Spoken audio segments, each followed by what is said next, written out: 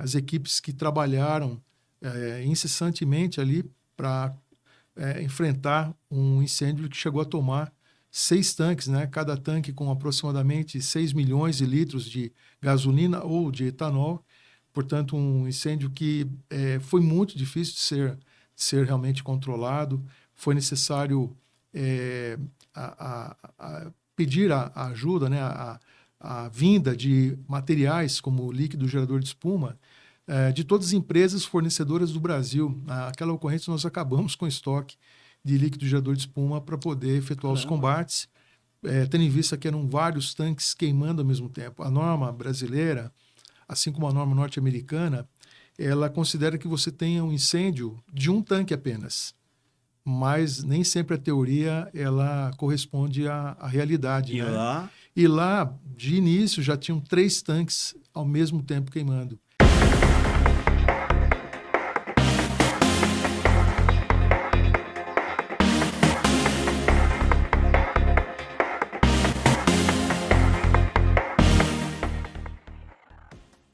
Olá, eu sou Valtecir Lopes, consultor técnico da revista Emergência.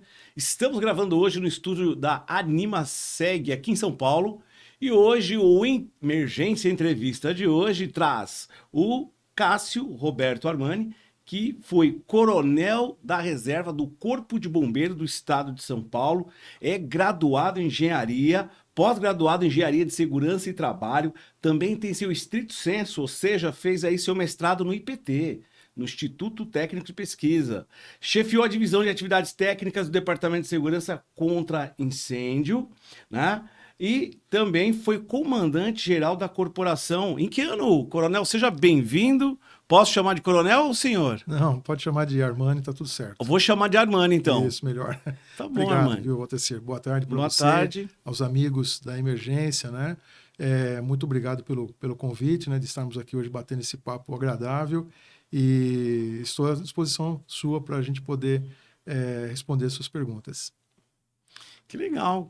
Eu ia falar de Armani, né? Armani. Armani. Que ano que você foi comandante aqui do Corpo de Bombeiros do Estado de São Paulo? 2017 a 2018. Né? Eu ingressei na carreira na Polícia Militar em 1982, cursei a Academia do Barro Branco e depois, logo após ter me formado, eu acabei escolhendo trabalhar no Corpo de Bombeiros. Fiz o concurso para o Corpo de Bombeiros, né, e o curso de Bombeiros Profissionais em 1989. E desde 1990 eu trabalhei no Corpo de Bombeiros, primeiramente na região do Vale do Paraíba. Comandei o posto de Jacareí, depois atuei em São José dos Campos. Fiquei lá por 14 anos. Depois vim para São Paulo, atuar na área técnica aqui na capital e depois assumi o Departamento de Segurança contra o Incêndio. E acabei chegando ao posto de coronel, onde fui comandante de bombeiros do interior, fui coordenador operacional, subcomandante e comandante do Corpo de Bombeiros. Uma alegria muito grande, uma honra imensa na minha vida. Nunca imaginei ter alcançado esse posto, essa função dentro do Corpo de Bombeiros, mas também um desafio muito grande, né? Um peso sobre os ombros enorme, porque são quase 10 mil homens e mulheres, e a preocupação de você manter funcionando um serviço que a população brasileira, né, paulista e brasileira que reside no estado de São Paulo, confia tanto, né, que é o serviço dos bombeiros no nosso estado e em outros estados também. Então, é uma preocupação muito grande você ter os recursos, né, os meios, principalmente, para que aqueles nossos irmãos de ponta de linha, né, os bombeiros e bombeiras que atuam na ponta da linha, possam ter condições de fazer um trabalho adequado e levar o socorro para a população como tanto é esperado, né? A cada segundo o telefone 93 está tocando em algum lugar, está sendo acionado de algum lugar do estado e, com certeza, a chegada dos bombeiros sempre é algo que é muito importante para quem está num incêndio, para quem está num acidente grave, né? Então, a chegada dos bombeiros é como a chegada de anjos, né? Que vão ali levar o socorro para as pessoas, né? A gente sempre escutou isso.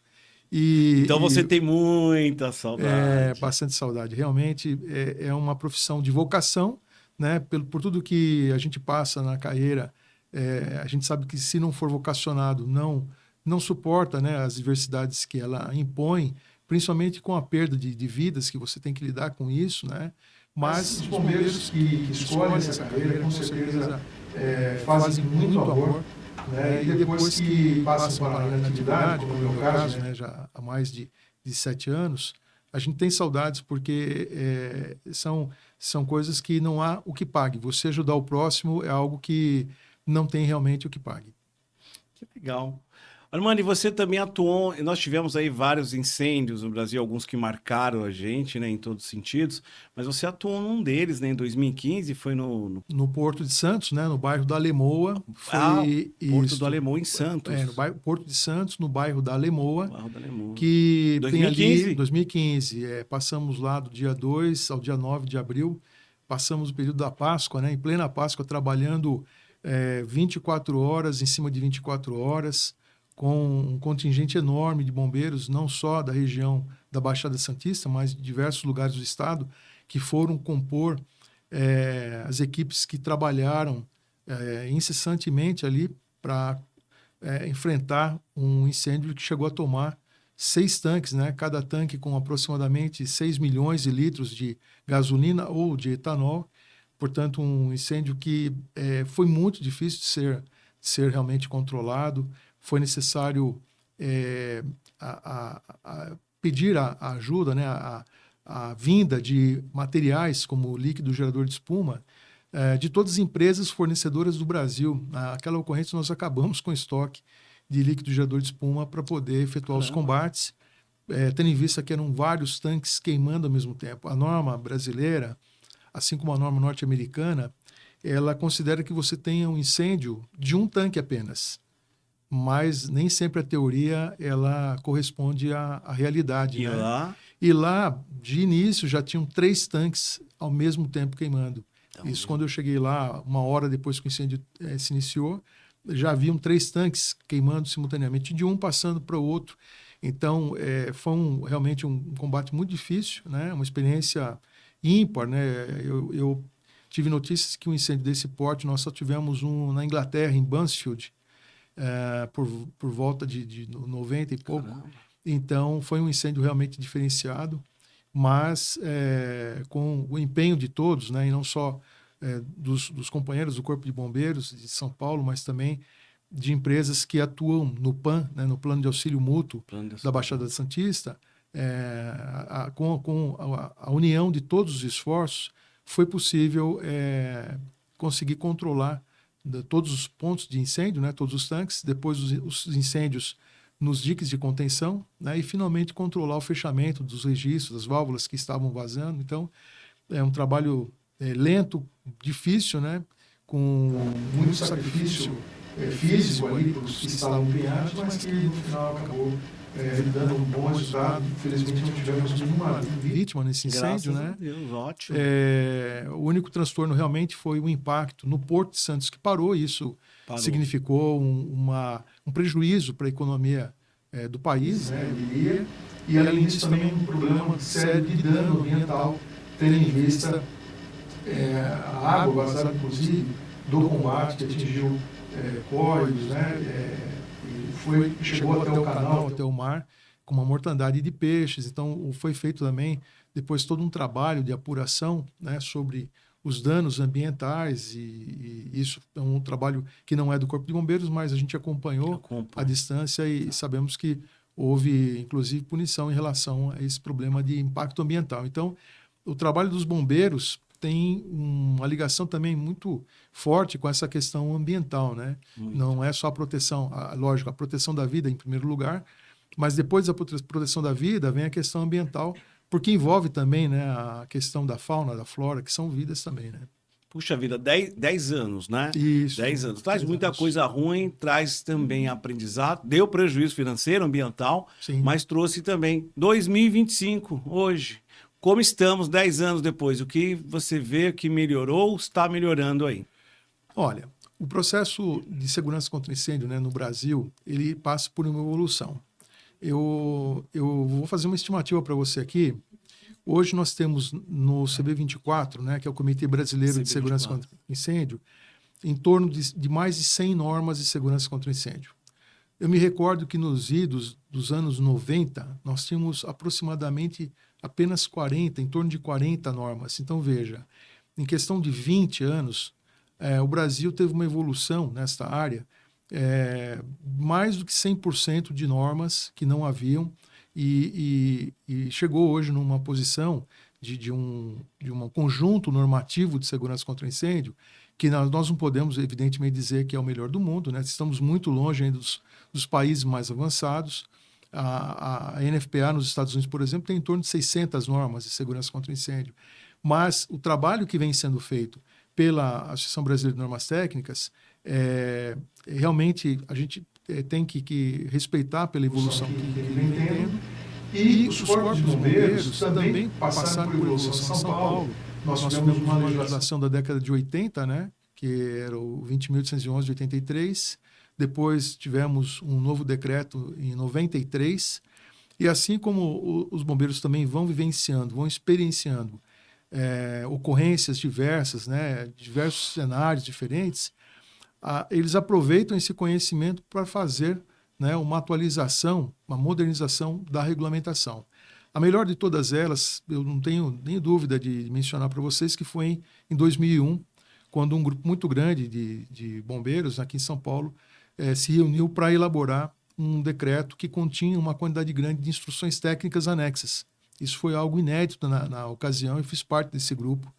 A ideia de tabelar a legislação facilitou muito para os profissionais de engenharia e de arquitetura, né? Então, foi um avanço muito grande, colocando uma linguagem mais fácil para o profissional técnico, né? Não aquela linguagem muito jurídica, né? Uma linguagem mais fácil, mais simples, mais direta.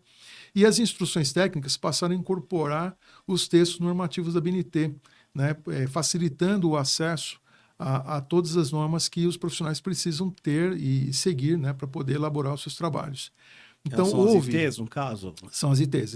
Em São Paulo chama-se ITs, tem outros estados que adotam instrução normativa ou norma técnica. Cada estado tem a sua peculiaridade, mas por trás de tudo isso que vem são reproduções de normas da BNT adaptadas para a realidade daquele determinado estado. E isso foi feito hoje, nós temos praticamente 27 estados brasileiros, né, 27 unidades federativas, das quais quase que todas, com exceção de 2, seguem esse padrão que nós temos em São Paulo, e logicamente com suas adaptações, mas o que a gente pode concluir é que houve, desde essa época que você mencionou, uma evolução grande, né? A própria norma de líquidos inflamáveis e combustíveis, né? Hoje são chamados líquidos igníferos, ela já passou por 2 atualizações, né? Então, houve uma preocupação também da sociedade em modernizar as normas, né? Para que a gente não tenha condições favoráveis para que incêndios como esse aconteçam em qualquer lugar do Brasil. Então, esse é um passo importante. E assim a gente continua trabalhando lá na Associação Brasileira de Normas Técnicas. Eu sou voluntário dentro da norma brasileira de sprinkler, né? É essa norma que você participou Hoje eu participo da comissão de estudos da norma de proteção contra incêndio por chuveiros automáticos. Essa comissão de estudos, ela já desenvolveu uma série de trabalhos, como a norma de bombas de incêndio, né? A NBR 16.704, ela elaborou recentemente uma norma de inspeção, teste e manutenção para os sistemas hidráulicos de combate a incêndio. Então, em breve, a BNT deve colocar em consulta pública uma primeira versão de norma que é baseada na norma NFPA 25, uma norma muito importante para você inspecionar e testar periodicamente, preventivamente, se os sistemas de combate a incêndio à base de água, eu estou falando de hidrantes, mangotinhos, sprinklers, sistemas de espuma, se eles estão funcionando adequadamente, se estão em ordem ou não, como que se testa. Então, essa norma vai ser uma ferramenta fantástica para os profissionais. Eu tenho bastante orgulho de ter participado desse trabalho e espero que logo ele esteja em consulta pública e que ele seja publicado para a gente ter mais uma norma que ajude os profissionais a manter as edificações seguras de verdade, né? Não apenas para o Corpo de Bombeiros. Poxa, que legal. Armando, deixa eu falar para você. Se eu fizesse uma linha temporal, Sim, tem temporalidade, pensando que você começou como bombeiro, atuando em incêndio, aí você passa para o comando, aí você chega a comandante, aí você tem a linha de construção das normas. Eu pergunto para você, pensando em você, qual é a dificuldade que você vê ou que você pode falar para gente que tem em fazer essas normas, pensando em tudo que você já passou e vivenciou? Sim, Porque você pega uma pessoa de fora, é fácil ou é difícil? Qual é a dificuldade? Pensando sim, nesse sim. contexto aí. Então, o processo normativo no Brasil, que não inclui só área de É que incêndio, você veio da todas. prática, você veio da É, prática, você foi para o comando, depois você foi para sim. cá, pensando nessa linha.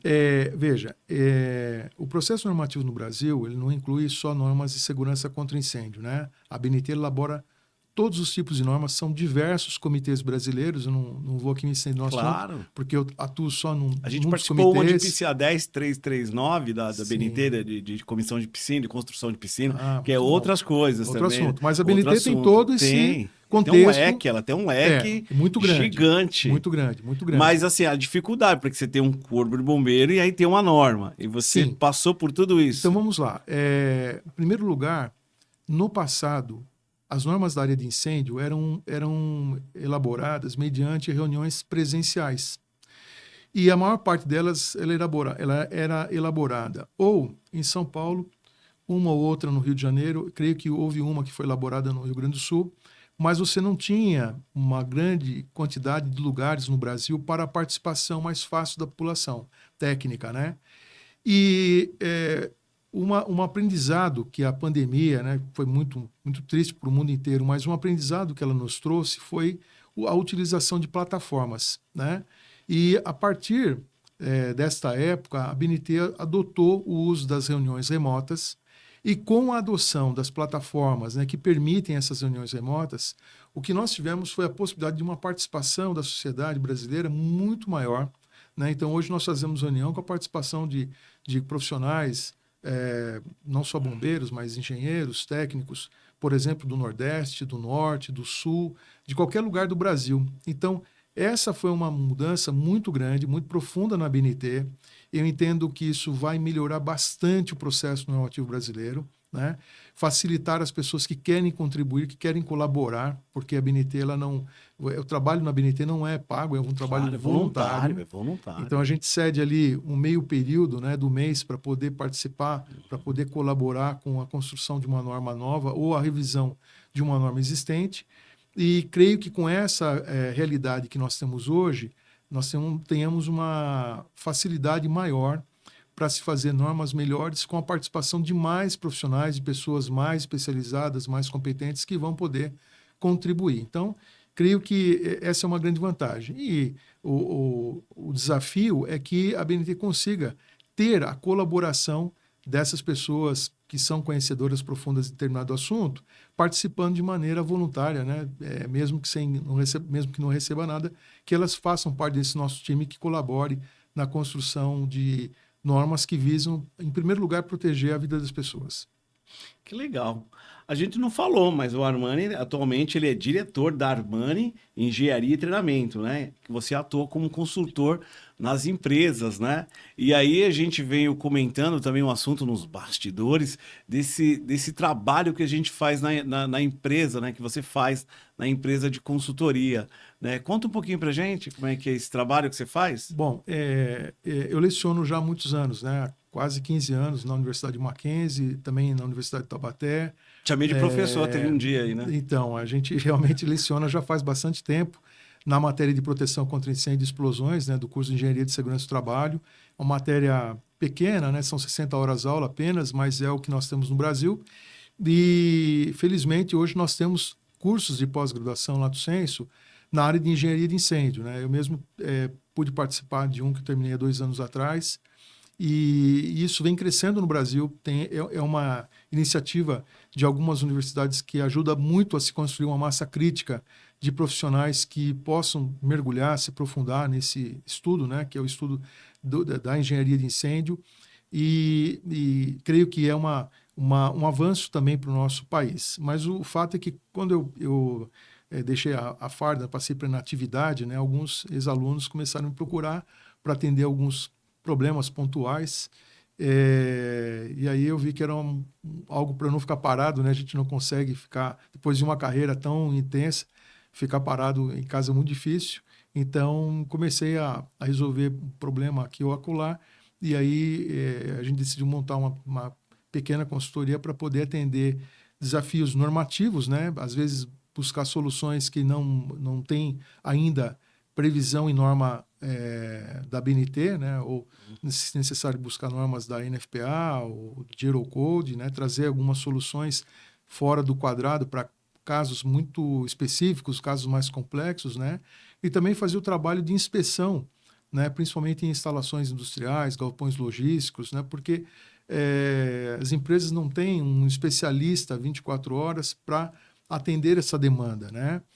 E o mercado ele necessita, né, desse tipo de apoio para que a gente possa relatar para a empresa se ela realmente tem os sistemas funcionando bem, se realmente vão proteger ali aquela edificação, ou se, por acaso, é uma falsa sensação de segurança. É uma falsa sensação. Eu fico muito preocupado com isso, né? Você entra num edifício qualquer, né, seja industrial, escritórios, eu me pergunto sempre se aqueles sistemas estão funcionando. As pessoas ficam muito preocupadas com a tal licença do Corpo de Bombeiros, né? Em São Paulo é chamado de AVCB, o Auto de Vistoria do Corpo de Bombeiros. Em outros estados tem outro nome, mas no frigir da situação é a mesma coisa, é a licença. A licença é um documento cartorário, obrigatório por legislação, mas os bombeiros eles fazem a fiscalização por amostragem. Não é uma inspeção completa, detalhada, meticulosa, ponto por ponto de toda edificação, até porque numa área muito grande isso demandaria dias e os bombeiros têm que fazer também as empresas poderem funcionar de maneira legal, adequada. Então, é um trabalho que tem respaldo na legislação brasileira, né? Existem os profissionais que fazem esse tipo de trabalho e é uma demanda do mercado que realmente está preocupado com as condições de segurança, porque fazendo essas inspeções, a gente relata a situação das edificações e os proprietários podem tomar as medidas para corrigir eventuais falhas de sistema, né? E você realmente ter uma quantidade de medidas de segurança contra incêndio que estejam funcionando e que vão trazer a proteção caso um eventual incêndio venha a acontecer. Essa é a ideia, entendeu? Essa é a ideia, né? É importante a gente entrar num shopping center, por exemplo, olhar para o teto, verificar que tem o sistema de sprinkler, de fricção, de incêndio, e saber se realmente aquilo, ter a certeza que aquilo está funcionando, né? Eu me questiono sempre quando eu vejo um componente ou um sistema de proteção num lugar qualquer. Será que funciona? Então, veja, as licenças, elas têm prazo, inclusive, de validade, e nesse prazo, que às vezes é muito longo, 3 anos, por exemplo, você tem problemas eletromecânicos que vão acontecer, que vão ocorrer, e por isso os proprietários não podem se nortear somente pelo fato de ter aquele papel, aquele documento do Corpo de Bombeiros para dizer que sua edificação está segura, né? É importante. E isso verificar. Eu posso dizer para qualquer local. Para qualquer local. Escolas, hospitais, shopping center e prédios residenciais. É como o teu carro. Você de tempo em tempo precisa trocar o óleo, você precisa verificar a área, né? A água de arrefecimento do motor. Você tem que fazer manutenção do teu carro de forma preventiva. Um detalhe que eu sempre gosto de comparar para os alunos, né? O sistema de segurança contra incêndio é como o de um avião. Se por acaso algo falhar em pleno voo, como que você vai consertar? Então, você precisa ter sempre um trabalho preventivo. Você não pode descobrir que uma bomba de incêndio não está funcionando na hora que o incêndio começou. Você não pode descobrir que o detector de fumaça não funciona a hora que ele já está cheio de fumaça e no meio do incêndio. Então, é preciso ter um trabalho preventivo, de verdade, né, testando, inspecionando os sistemas, para que quando o evento indesejado aconteça, a edificação tenha condições de uma resposta rápida, né, com corretivo, o alarme, né? Com o alarme acionando, a brigada podendo entrar em ação com os sistemas de extintores e hidrantes funcionando, o sprinkler, se for o caso do prédio possuir, ele abrindo e também controlando já o incêndio, as escadas de segurança com as portas fechadas, né, ou bem vedadas, né, se for pressurizada a escada, com a pressurização da escada funcionando também. Então, a ideia é que não fique só uma prevenção legalista, aquela que é para você obter um papel de um Um órgão papel. e poder funcionar. Não, é aquela prevenção que é a prevenção diária, aquela preocupação de todos os dias do prédio estar seguro. Isso demanda uma mudança de cultura no nosso país inteiro, né? A gente vê todos os dias notícias de incêndio no Brasil, todos os dias. Basta acessar o nosso pesquisador de notícias do Google, né? Vai Que a ter. gente vai encontrar invariavelmente notícias de incêndio todos os dias. E com exceção das residências unifamiliares, né, que são aquelas edificações que não têm nenhuma obrigação de possuir qualquer sistema no Brasil, as demais todas deveriam ter sistemas funcionando. Felizmente, algumas notícias você nota que a brigada atuou antes mesmo do Corpo de Bombeiros chegar, conseguiu controlar o incêndio. É um lado bom da notícia. Mas, infelizmente, tem aquele lado de que os sistemas falharam e, além do incêndio, que já é um sinistro, né, algo muito ruim, você nota que não houve a condição de se fazer frente àquele princípio, porque nenhum incêndio começa grande, né? Com exceção das explosões, os incêndios começam pequenos e você pode controlar com as medidas que existem, né? Eu lembro um assunto, mas dentro do contexto, não fugindo do assunto, eu lembro da gente lembrar uma palavra que é simbiose, né? Sim é junto, bio é vida, junto. Eu pergunto, as seguradoras, elas fazem uma boa simbiose ou elas cobram as empresas de médio e alto porte, né? Essas aí são pequenas. Mas como é Sim. que você vê a seguradora, assim, ajuda nesse sentido? Olha, as seguradoras têm um foco maior na questão do patrimônio, né? Evidentemente, isso está muito vinculado com as perdas Aham. e danos, né, decorrentes do incêndio. Mas a legislação estadual, os corpos de bombeiros, têm um foco maior na proteção da vida, né? São focos diferentes. Porém, quando a seguradora ela vai fazer uma inspeção e o agente inspetor da seguradora relata uma série de não conformidades para a empresa, e a empresa procura fazer as adequações, isso com certeza acaba ajudando a empresa a se preparar melhor, corrigir as não conformidades, né? E certamente, se houver um sinistro de verdade e a empresa tiver adotado as medidas que foram identificadas como não conformidades, isso vai facilitar o trabalho da brigada da empresa, em primeiro lugar, e com certeza também dos corpos de bombeiros ao chegarem naquela edificação que esteja bem protegida, porque aí eles podem usar até dos sistemas que a empresa dispõe, como reserva de incêndio, o conjunto de bombas que seja um conjunto de bombas de grande porte. Então, tem sim um reflexo positivo para as emergências de verdade. Pô, que bom, né? Ainda bem. É um E as pequenas, como é que a gente interessante. fica? Escolas, outros locais? O pessoal acha que porque está com esse documento, ele está altamente seguro na cabeça dele. Porque assim, o empresário, ele tem a visão, às vezes, né? A visão que com aquele papel ele está altamente seguro, né? Infelizmente, nas edificações de menor porte, né, nas instalações menores, há uma preocupação, em primeiro lugar, da questão legal. E, em segundo lugar, a proteção contra incêndio não é vista como investimento, é vista como gasto, né, como Gasto, custo. Então, custo. infelizmente, não há uma preocupação geral de se fazer um trabalho, como eu estou acabando de relatar, preventivo, né, de melhoria, de que os sistemas estejam de fato funcionando. E aí a gente fica à mercê Quando a gente pega das fiscalizações dos corpos de os bombeiros, bombeiros, né, sim, que vão perdão. efetuar a fiscalização ou para regularização, né, mediante o vencimento das licenças, ou também, no caso não só de São Paulo, mas de outros estados, a fiscalização de inopino, né, que é uma vistoria de fiscalização mesmo, e que vai permitir a identificação de edificações que se encontram irregulares. Mas a quantidade de edificações é muito grande, a quantidade de irregulares é maior ainda, e, como eu falei, a gente ainda tem que passar por um processo no país, né, diferente da questão normativa que vai evoluindo, mas um processo cultural, né, e talvez as escolas sejam um bom local para os bombeiros continuarem fazendo, eles já fazem isso, mas continuarem fazendo um trabalho de convencimento, né, das crianças, porque eu acredito que no futuro, as crianças entendendo que a proteção contra incêndio envolve a proteção da vida, elas talvez se tornem pessoas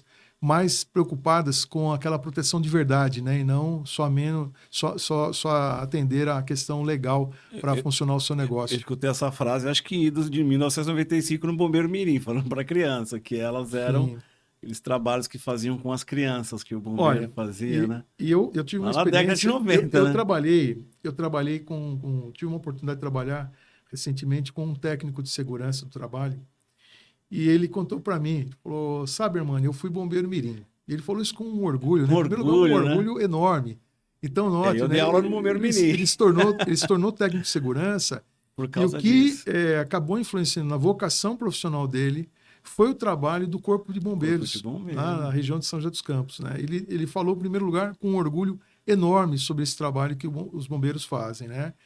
E segundo, que você vê na postura dele como técnico, uma postura não só de atender norma regulamentadora do Ministério do Trabalho, as normas estaduais de segurança de incêndio, mas realmente a vontade de proporcionar segurança, né, para aquele local de trabalho. Então, você vê que esse trabalho de educação pública com as crianças é um trabalho de longo prazo, mas no longo prazo ele resulta em ótimos resultados para as pessoas que têm uma visão da segurança contra o incêndio bem diferente daquela visão só de legislação, de licença e essas coisas, né?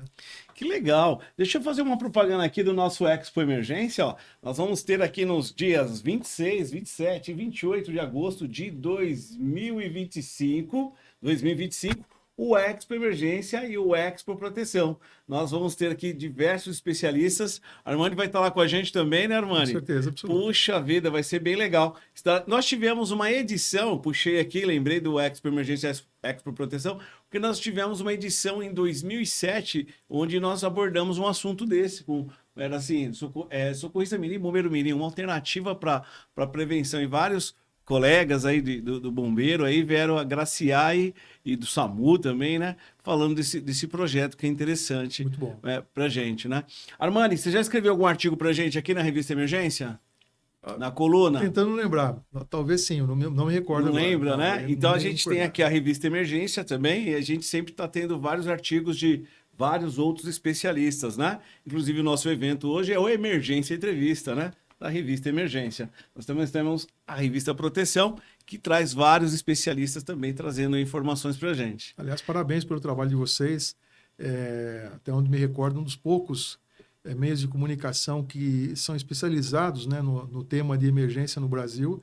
E muito importante que isso chegue até os engenheiros de segurança do trabalho, técnicos de segurança, né, os profissionais de emergência de modo geral, né, os socorristas, os bombeiros militares, bombeiros civis, brigadistas, um material excelente para a gente estar se atualizando, né, sabendo o que acontece no país, aprendendo com a experiência dos colegas que redigem para a emergência, e parabéns pelo trabalho. Que legal. Armani, outra coisa, assim, de tudo que você já fez, assim, uma situação que te colocou em situação muito delicada, que é uma situação, um perrengue que você teve aí. Você teve vários perrengues, porque a partir do momento que você assume um plantão, já vai pegar perrengue, né? Sim, sim, Mas sim. sempre tem aquele que marca a gente de diversas formas. Escolher ele eu sei que é difícil, né? Olha, a situação que mais, talvez uma das que mais me impactou, né, foram duas, aliás, né? Uma delas foi aqui na região central de São Paulo, em 1990, eu comandava o posto da Consolação. E havia um caso, foi uma ocorrência de tentativa de suicídio. E a pessoa, ela abriu o gás do apartamento, deixou vazar o gás. Os bombeiros tentaram efetuar o resgate dessa pessoa, né? Convencê-la de não explodir o apartamento ali dentro, né? E desceu um bombeiro por corda pelo lado externo do prédio para tentar abrir a janela, ventilar o espaço, conversar com essa pessoa que infelizmente passava por problemas emocionais. E quando esse soldado ele abriu a janela, era um final de semana, eu não estava de plantão, mas o pessoal me ligou em casa. A pessoa que queria tirar a vida, ela acendeu o isqueiro, houve explosão ambiental, a vítima perdeu a vida, evidentemente, e o bombeiro ficou queimado em estado muito grave. E eu me recordo que fui até o pronto-socorro do Hospital Tatuapé, onde ele estava internado na UTI de queimados, né? E foi uma situação muito difícil porque ele estava tão deformado que ele e a pessoa que estava na outra cama ao lado, eu não sabia qual das duas era esse companheiro nosso de trabalho, né? E então foi uma situação difícil. Fiquei parado sem falar nada, esperando que alguém abrisse o olho e me reconhecesse, até que ele abriu o olho. Ô, tenente, o senhor está aí? Obrigado por ter vindo e tal. Puxa. E foi uma situação muito, muito difícil. Felizmente, ele se superou, né? Conseguiram, com todos os recursos da medicina, conseguiram socorrê-lo bem. Esse foi um caso. E o outro foi no interior, também com um garoto, um soldado novo ainda, soldado recruta. Era uma das primeiras ocorrências dele. Ele foi para um incêndio em Ferro Velho. E a guarnição que primeiro chegou lá, tinha um sargento no comando, eles não esperavam que nesse Ferro Velho houvesse um armazenamento clandestino de líquidos inflamáveis. Eram diversos tambores de resíduo químico inflamável. E quando a guarnição parou, ele foi o primeiro a subir no caminhão. Ele não tinha colocado aquela capa de proteção, né? E quando ele subiu, já houve a primeira explosão de um tambor de 200 litros, um bleve, né? Aquela explosão de tambor de líquidos inflamáveis, né? Para ter uma ideia, a pintura da viatura do lado, atingido pelo calor, ela derreteu. A guarnição, que estava com o equipamento de proteção, capacete, capa, bota, teve queimaduras na mão, só porque eles estavam descendo, eles estavam chegando na ocorrência. Ele, infelizmente, não tinha colocado o EPI e ele ficou todo queimado. Mais uma vez, a pessoa me chamou, eu fui até já ao hospital, pedi um apoio, na época, para o grupamento aéreo. O helicóptero foi buscá-lo em Jacareí, onde foi essa ocorrência. Ele foi transportado para São Paulo e ficou numa situação muito crítica, 3 meses internado no hospital, na área de queimados. Depois passou por 2 cirurgias plásticas, né? Ele não pôde continuar a carreira, ele ficou bastante deformado, né, fisicamente, perdeu o movimento dos dedos, né? Houve a queimadura dos nervos, então a mão dele não fechou mais, né? Os dedos contraíram, mas não conseguia fechar. Perdeu o movimento de uma pálpebra, então foi uma ocorrência muito difícil da gente acompanhar depois o sofrimento dele com a família, com a esposa, grávida, inclusive, mas ele conseguiu se restabelecer, fez as cirurgias, se recuperou bastante. Hoje ele toca a vida dele, logicamente foi reformado pela falta de condição de prosseguir na carreira. Claro. E por conta disso, né, eu sempre gostei demais na área de segurança do trabalho, inclusive a segurança dos bombeiros, né, que eles, para socorrerem, têm que estar também em segurança. E a gente sempre se debateu muito para que os bombeiros façam o socorro, mas nunca, jamais esquecendo de se protegerem adequadamente, porque por trás daquela capa, né, existem homens e mulheres de carne e osso que têm família, têm filhos, mães, pais, e que se espera que todos os dias, depois de 24 horas de plantão, possam voltar íntegros, né, para suas casas, para os seus lares. Isso é muito importante. Então, na verdade, as 2 ocorrências que mais me impactaram foram essas 2, porque não há nada pior do que você ver um companheiro de farda machucado, né, lesionado, ou até perdendo a sua vida, né? Então, isso que a gente sempre espera que jamais aconteça, né? E é importante essa conscientização dos bombeiros para usarem os equipamentos, terem os equipamentos fornecidos pelo Estado para trabalharem com segurança, e eles estando seguros, eles podem atender a população muito melhor, com certeza, levando aí o socorro tão esperado. Que legal. Deixa eu perguntar para você, quem te inspirou? Porque quando a gente pensa em inspiração, né? Mas quem...